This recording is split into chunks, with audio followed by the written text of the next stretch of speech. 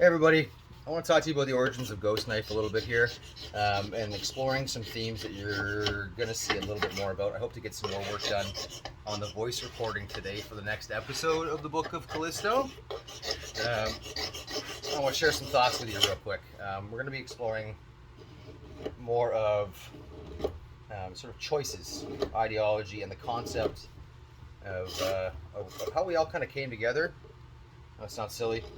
Some of you read a page, click the link. Maybe some of you had a couple of messages with somebody on the server before. But many of you sort of knew who we were in one way or another, whether it was through our actions, whatever. It was through our literature, one of our videos, maybe some of our social media stuff, and who we espouse to be. Some of you are familiar with Ghost Knife himself in the literature, right? So on the surface, there's sort of there's a bit of a virtue signaling thing going on, right? I've talked about this in the past. I think people kind of knew a little bit what to expect, maybe, if they were familiar with the source material. If not, they picked up on sort of what we were putting down pretty quick. And I'm really pleased, like beyond pleased, to be honest. I kind of figured there'd be 5 or 6 weirdos hanging around at this point, and we've got like over 200 in our Discord server. I think we have 50 something official members on the RSI page. It's amazing. It was amazing. We're a couple years away, and really the intention, when I pressed play on this whole org thing and took a shot, almost, 2 years ago, coming up on that. I just wanted a space with like-minded people to hang out where we knew we were going to be doing some cool Star Citizen-y stuff, maybe do a little bit of role play. And it's blossomed into a brotherhood. And I have a bit of a theory, a fellowship. I don't like the connotation of brotherhood. You need to be more inclusive, which is what Ghost Knife is about, right? So when I was looking for something that was going to be inclusive, that was going to be something that was progressive across the board, if you haven't figured it out yet, I'm quite a progressive individual. Most of you are too, you big old commies, and I love it. It's great. That adage, if you're familiar with the source material, the more you share, the more your bowl will be plentiful. I think well over half of you know that one pretty well. It's kind of the ethos of why we're here. We're stronger when we help each other out. We're strong as individuals, but it's really hard to say that there aren't benefits in quote-unquote tribes, to quote Amos. And I've always had this sort of notion that people could banner or rally together under the same thing we do anyway. There's sort of like these really mythological or false pretenses that come along with sort of like this saviorism, and we're gonna have some stronger and wiser leader that's gonna fix the problems for us. When there's a certain amount of equity, we all know that we have to put in, right? So that's sort of like savior complex or desire for saviorism. It's dangerous. Historically speaking, in the verse lore, if you're doing any of that reading, here, it's part of society. It's a pitfall of society. So as things started to flesh out a bit more, people were onboarded, and we really started to realize what this could become. Sort of, I think, based on the foundation. Certain pivotal things were decided, right? Like, everybody should be on the same page. Everybody should be on the same page and same level. That embodies what we're going after. That communicates Ghost Knife, right? And this all kind of harkens back to a very pivotal moment in the lore, in the story. The Sol System story, specifically, of the Expanse, is when true enemies, facing the unknown and then some, coupled with what they knew was their untimely end, far removed from any sort of backup or assistance of any kind, instead of killing to plunder the remaining resources or just get that final jab in before the clock runs out. A pirate that harried his enemies for 30 years, lost, endured some of the worst losses that a person could. Made a decision. Yes, it's a fucking fictional character. We're gonna get back to that. Made a decision to prolong all of their existence, to buy them all a little bit more time, and that gesture was the foundation. That's it. Sure, it was a big gesture, but it was far bigger than just that singular incident.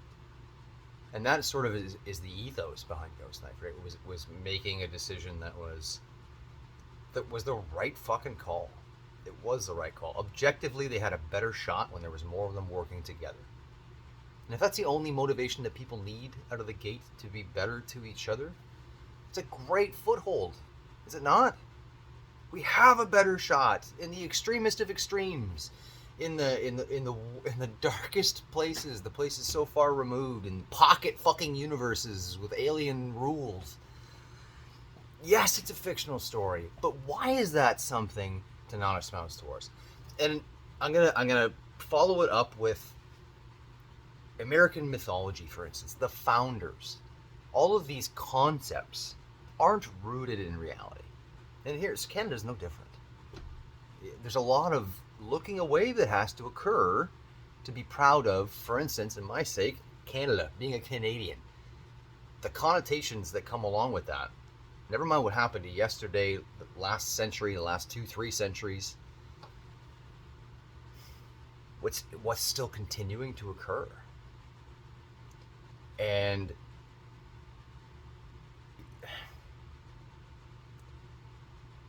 I am a believer that casting aside reality for a comfortable one, that permits and affords certain people to benefit more than others at the express cost of others, is wrong. Period. That's it. There's nothing more to discuss there. And I think that when I look at a character like the Ghost Knife, here's a person that literally has seen all of the sides of these conflicts. Has been victim and aggressor. Has been many different sides of that equation, and can see in the darkest of times that together still is the only way out. It is the only way forward. No matter how good or how big or how tough or how smart or how strong opposing sides get, we chop each other down every fucking opportunity. Can you not see the problem with that? Like if our express purpose is to get more efficacious than the other guy, to have an opportunity to stunt theirs, there's a problem. And that's just looking at it from a foreign policy perspective. Never mind your neighbor. Never mind the person that works down the bench from you, or the other cashier, or I don't know, the next cubicle over, or the other person that's vying for a job. Like, all of these things, these little conflicts, these personal differences, they get so blown out of proportion because they're the only thing that we feel like we have any kind of control over.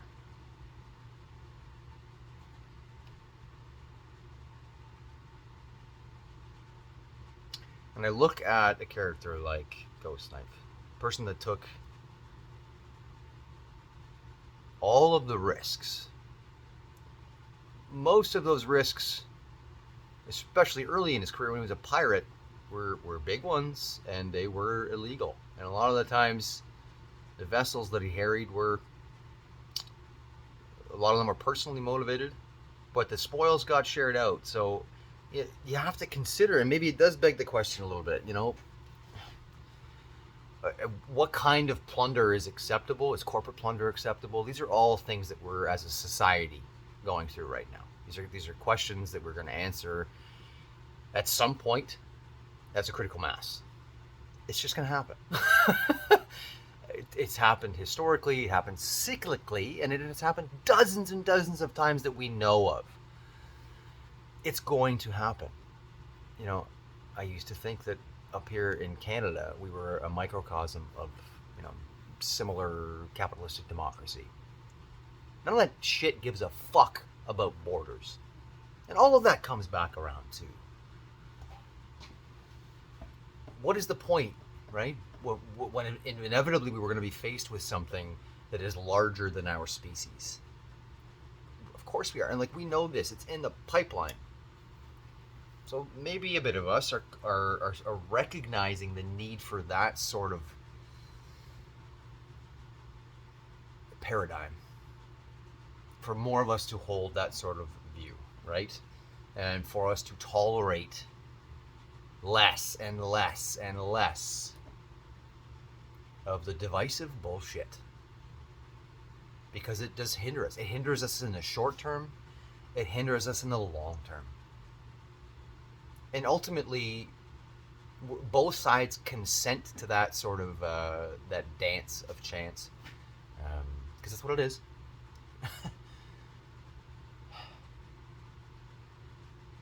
And for what? It's a battle of attrition. But we both lose. We both lose in that. Unless it's down to the last man. And then what survives? Because we're building another fetid, corrupt, rotten foundation. And that fucking matters.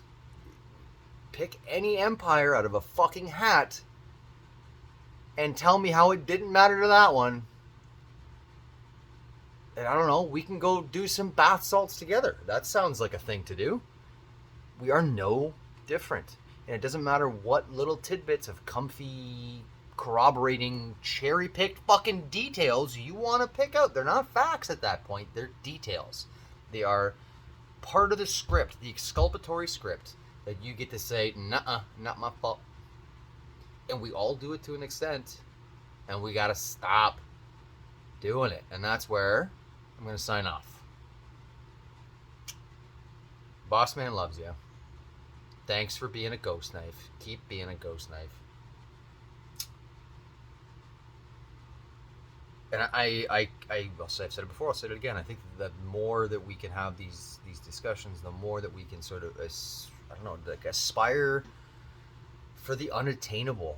You know, so what? He's a fictitious character. Who would? Don't you like? Fuck.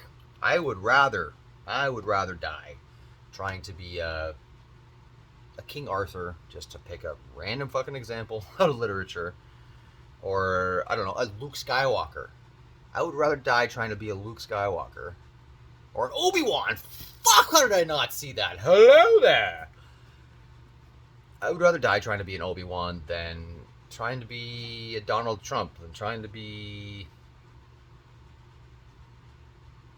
I don't know, anyone that's put themselves over true systemic change.